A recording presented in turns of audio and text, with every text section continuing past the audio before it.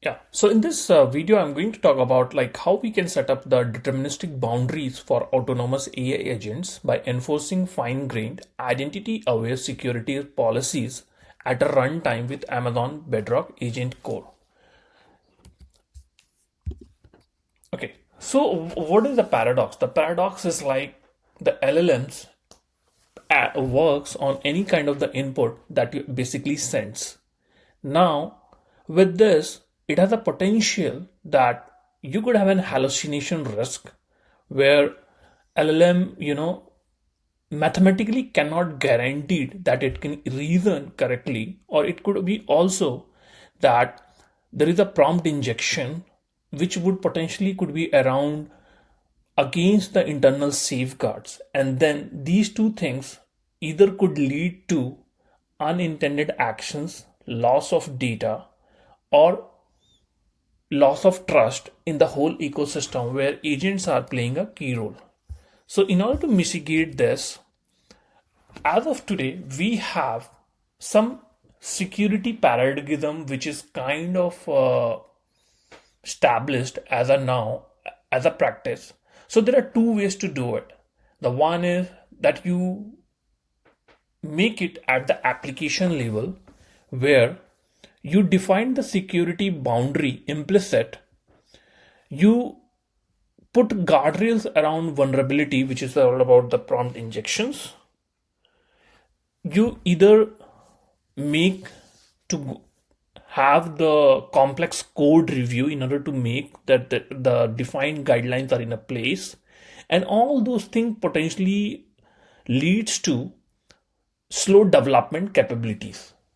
Now, if we try to put an external policies via an agent core, we would be achieving the security boundary by having a deterministic external layer. We would be immune to agent manipulations by controlling the vulnerability exposure. We would be potentially implementing readable, precise policy rules, thus enabling what to be read, what to be write, and then we are segregating the development outside the agent, which potentially enables capabilities and securities. Now, for an example, if we try to visualize that, so at very first thing, Amazon Bedrock Agent Core physically separate the agents from its tool. So every agent to tool request is intercepted and evaluated against explicitly defined policies before executions. So, when this demo was done, so there was a 0.01 seconds of overhead, but that's all. So let's try to understand what actually it means. So you have an agent is trying to do some attempted action. Now you have a two gateway, whether it is permit or whether it is denied. Now, for denial, there is a policy which is enforced regardless of what agent does, how it is prompted, or what bugs exist in the agent code. And if it is permit, it will call that particular function, and in that function, a particular tool will be called up. So now let's understand, the CEDAR, which we call it, it is a language of deterministic enforcement. Okay. So basically, it's a block of code which starts with a permit, and it has like some of keywords, which is like a principal, action, and a resource. So basically, permit grant access based on the condition specified. Principal is who is making the request, identity aware. Then you have resource, which is the specific tool or data being accessed. Then you have an action, what that agent is attempting to do. Then you have a clause that what contextual runtime constraints are there, right?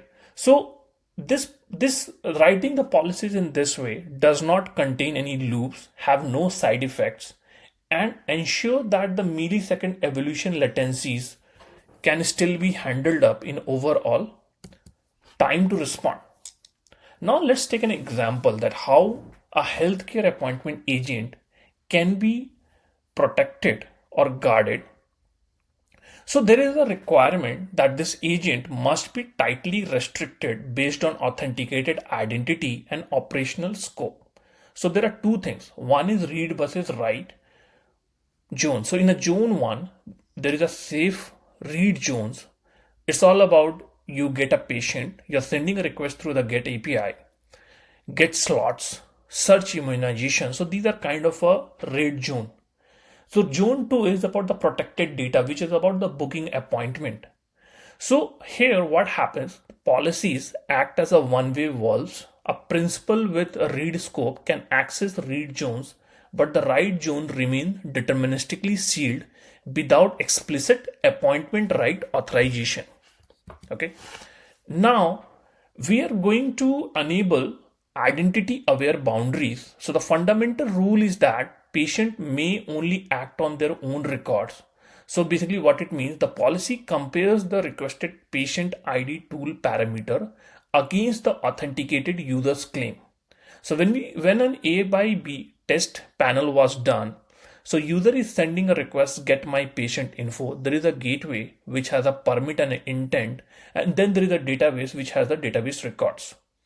Now the same users is trying to get an info for another patient. There is a gateway and that is getting denied. So the agent code and the model and tool are identical in both the cases. The outcome is determined internally by deterministic evolution at the gateway boundary.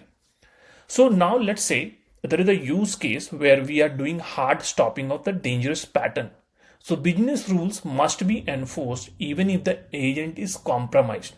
So what these business rules are? The business rules are that there is a forward slot of retrieval outside the clinic's hour. Let's say for example 9 a.m. to 9 p.m. UTC. So the policy says no matter what, if even all the access are being allowed on the agent, we can have a forward rule which is going to even block everything.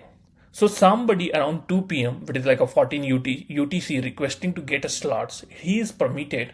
But somebody who is going to go at a 3 UTC and requesting a slot gets denied.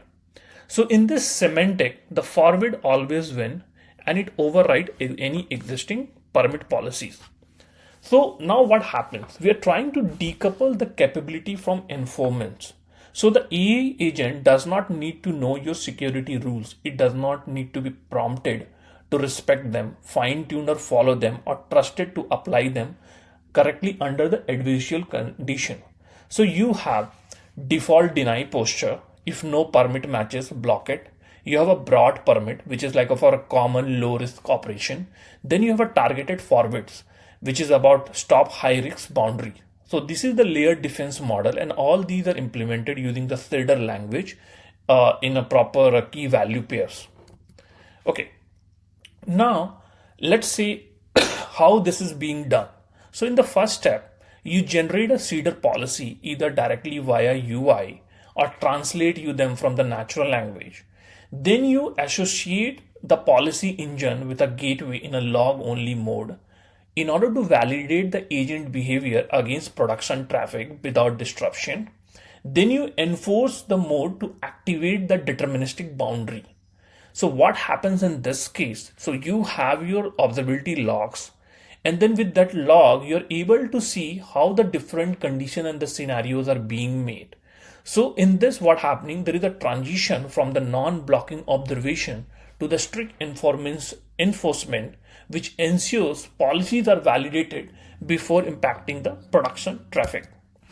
Now with this, when we go ahead, so this brings the foundation for the regulated autonomy. So now the AI agents act as a trustworthy as the boundaries that contain them, and the Amazon Bedrock AgentCore provides a principled way to define these boundaries deterministically independent of the agent reasoning. So the key takeaway is that for the enterprise, those are into regulated industries, separating capability from enforcement is the definitive architecture that makes production grade agentic system possible. Thank you.